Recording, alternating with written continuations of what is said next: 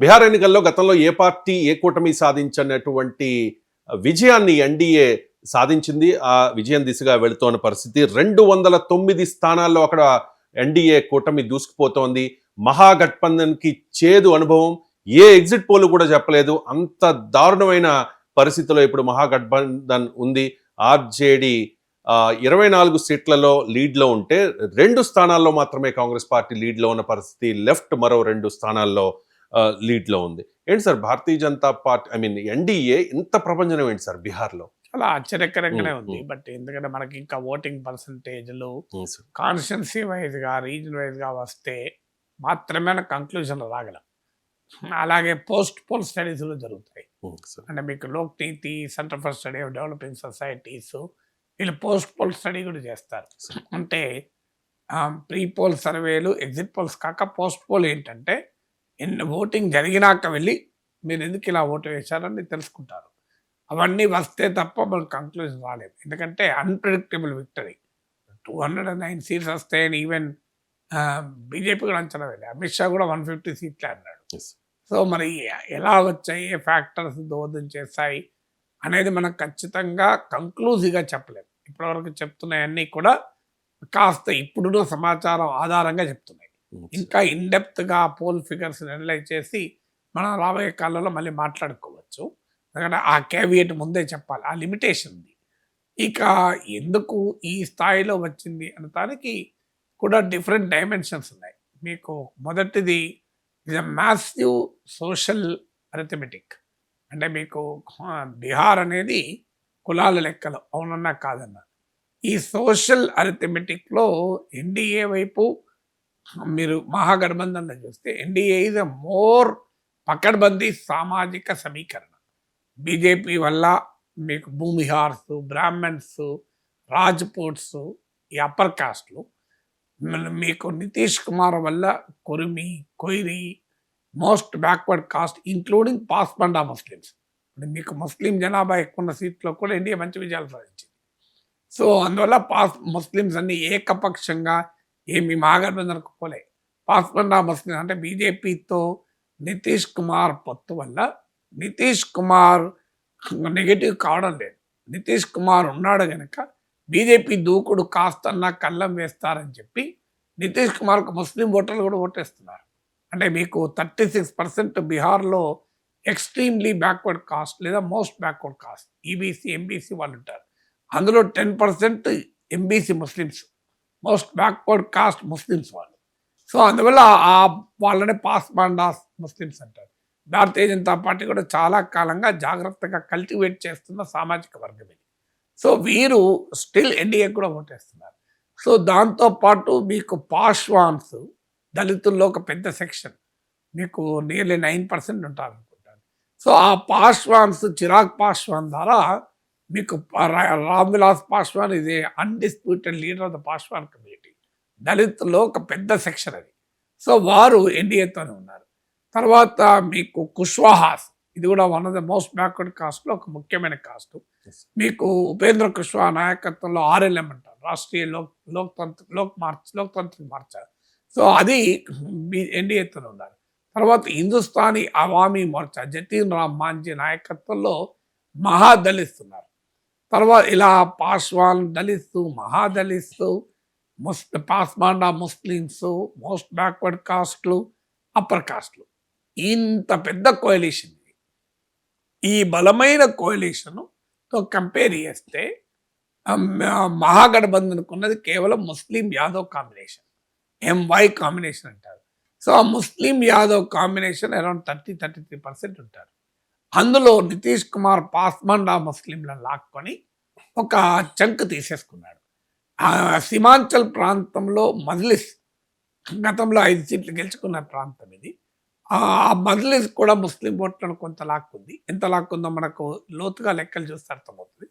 అందువల్ల ముస్లిం యాదవ్ బాస్టియన్ లాలు యాదవ్ కాలం నుంచి అందులో 33%కు ఒకవైపు నుంచి నితీష్ కుమార్ పాస్మాండా ముస్లింలను మొబిలైజ్ చేసి ఓవైసీ కొంత ముస్లిం ఓటు మొబిలైజ్ చేసి దాంట్లో గడ్డి కొట్టగలిగారు. కాంగ్రెస్ పార్టీ ద్వారా దళిత్ ఓటు కొంత వస్తుంది, ముస్లిం ఓటు కొంత వస్తుంది అనుకున్న అది కాంగ్రెస్ పార్టీకి బలంగా కల్టివేట్ చేసిన కాన్స్టిట్యున్సీగా లేవు. కాంగ్రెస్ పార్టీకి ఏ సామాజిక వర్గము బలంగా బీహార్‌లో కాంగ్రెస్ పార్టీ వెనకాల లేదు. కాస్త ముఖేష్ సహానీ నాయకత్వంలో వికాస్‌శీల్ ఇన్సాన్ పార్టీ ఉంది. మల్లాస్ వాళ్ళు కూడా మోస్ట్ బ్యాక్వర్డ్ కాస్టే. నిషాద్ మల్లాస్ అని.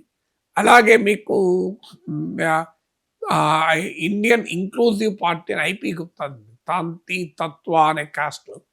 ఇవి ఒకప్పుడు ఎస్సీలో ఉండే, తర్వాత సుప్రీంకోర్టు తీర్పు తర్వాత బీసీలు అయ్యారు. ఎస్సీలో చర్చల డిమాండ్ కూడా ఉంది. వీళ్ళు నాన్ యాదవ్ ఓబీసీస్. వీళ్ళని అట్రాక్ట్ చేసడానికి మహాగఠబంధన్ ప్రయత్నం చేసినా అది పూర్తి స్థాయిలో రిజల్ట్ ఇచ్చినట్టుగా లేదు. దాంతో పాటు నేను ఇంతకుముందు చెప్పినట్లు ముస్లిం ఓట్‌లో పాస్మాండా ముస్లింలను నితీష్ మొబిలైజ్ చేసుకోగలగడం, ఓవైసీ దెబ్బతీయడంతో పాటు ప్రశాంత్ కిషోర్ కూడా కొంత దెబ్బతీసి ఉండాలి. నాలుగో ఫ్యాక్టర్ కూడా ఉంది. ముఖేష్ సహానీని ఐపీ గుప్తాను డిప్యూటీ చీఫ్ మినిస్టర్‌గా మహాగఠబంధన్ ప్రకటించింది. విచిత్రం ఏంటంటే ఈ 2 కాస్ట్‌లు కూడా ఇప్పుడు మీకు ఐపీ గుప్తా కాస్ట్ అయిన తంతి, తత్వ 1.7% ఉంటారు. మీకు ముఖేష్ సహానీ పార్టీ కూడా 3-4% మించి ఉండరు. కానీ వాళ్ళకు ఉప ముఖ్యమంత్రి పదవి ఇచ్చారు. కానీ ముస్లింలు అరౌండ్ 19% ఉంటారు. వాళ్ళకి మాత్రం డిప్యూటీ చీఫ్ మినిస్టర్ ఇవ్వలే. ఎందుకు ఇవ్వలేదంటే ముస్లింలు డిప్యూటీ చీఫ్ మినిస్టర్‌గా ప్రకటిస్తే అది హిందూ కన్సాలిడేషన్ బీజేపీ ఎక్కడ చేసుకుంటుందన్న భయంతో చేయలేదు. అది ముస్లింలకు కూడా వ్యతిరేకత కారణం ఇది. అంటే చూడండి, మిమ్మల్ని ఓట్ బ్యాంక్ లాగా వాడుకుంటారు కానీ మాకు మాత్రం పొలిటికల్ ఎంపవర్మెంట్ ఉండదు. 19% ఉన్న వరకు డిప్యూటీ చీఫ్ మినిస్టర్ రాదు. 2%, 3%, 4% ఉన్న వాళ్ళకి వస్తుందా అనే పెద్ద క్యాంపెయిన్ నడిచింది. ఈ ఫ్యాక్టర్స్ అన్నీ వల్ల మీకు ముస్లిం ఓటు కూడా డివైడ్ అయింది. ఇక అందుకే చూడండి 209 సీట్స్ వచ్చాయంటే ఈవెన్ ముస్లిం డామినేటెడ్ సీట్స్‌లో కూడా మహాగఠబంధన్ ఏకపక్ష విజయాలు లేవని క్లియర్‌గా అర్థమవుతుంది. ఇప్పుడు ఎంవై ఫ్యాక్టర్‌లో నేను ఎం ఫ్యాక్టర్ చెప్పాను. ముస్లిం ఫ్యాక్టర్ ఎలా మహాగఠబంధన్ దెబ్బతిన్నదని.